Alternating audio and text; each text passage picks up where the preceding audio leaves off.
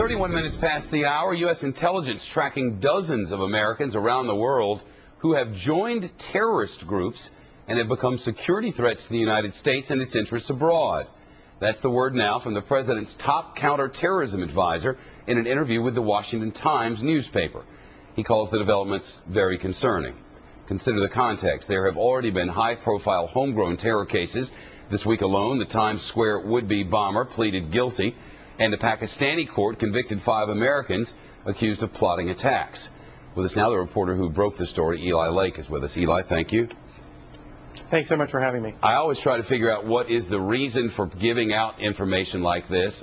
I mean, clearly the information has come directly. I wonder what the motive is. Of John Brennan in the interview, I think we asked him a straightforward question.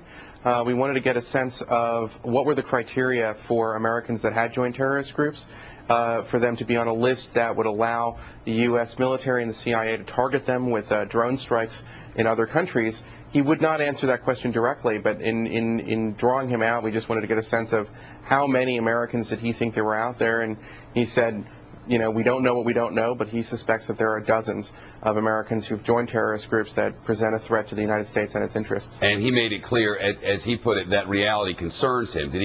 Was he more specific about his concern? Well, he's talked about 2 different kinds of threats. One would be Americans who have joined terrorist groups in Iraq or Afghanistan that are posing a direct threat to U.S. armed forces engaged in the conduct of a war. From an international legal perspective, there's really nothing very controversial about that. Those people relinquish any citizenship rights when they are literally on the battlefield.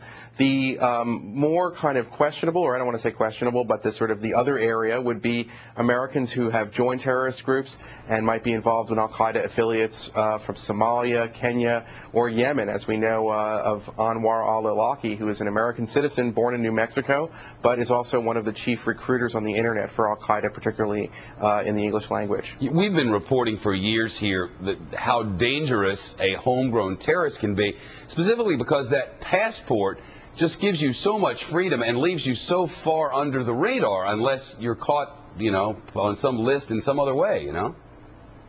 Well, I mean, the problem is that that al-Qaeda and other terrorist groups target civilians, and they do so in plain civilian. They don't have a uniform. So when an American joins al-Qaeda, it's not the same as an American joining a foreign military that we're at war with. So the law in many ways is very murky, and I think the Obama administration is really now just sort of feeling out what the policy is going to be, particularly because the number of attempts in this country by Americans who've joined al-Qaeda has increased significantly in the last 2 years. Eli Lake, the national security reporter for the Washington Times newspaper and its online editions as well. Eli, it's good to see you. Thanks very much. Thank you. All right. Well, the biggest fish that